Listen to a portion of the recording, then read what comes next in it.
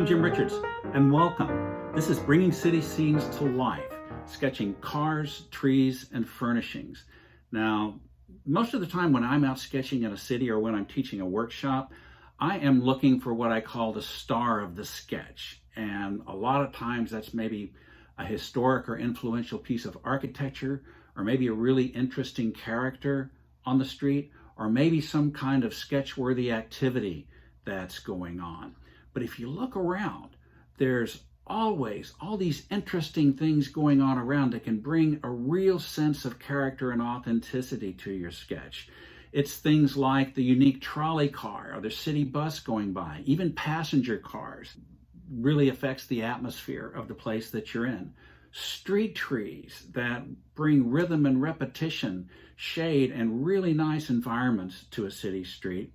And then things like benches, bollards, street lamps, street signs, commercial signs, all sorts of things that really can tell you something about the culture and the history of the city that you're in.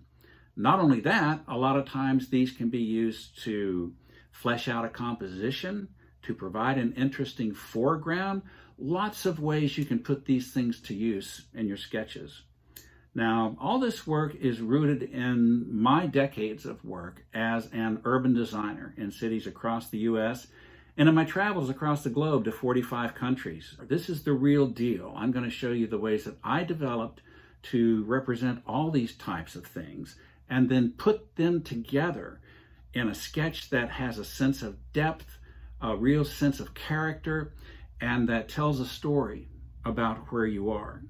If you don't know me, I'm Jim Richards. I'm an artist, an urban designer, a landscape architect. I'm author of Freehand Drawing and Discovery, published by John Wiley and Sons, and I'm a former professor of design and drawing. I'm really glad that you're here, that you're coming along on this journey with me. I think you're going to really enjoy this course. I certainly enjoyed putting it together. This is some of my favorite stuff to do. I call it the DNA of a city, the things that really kind of make it funky and full of character and unique. We're going to have a lot of fun drawing these things. I know that you're going to do well because I've got a step-by-step approach for going about it, just as I did in the previous two classes.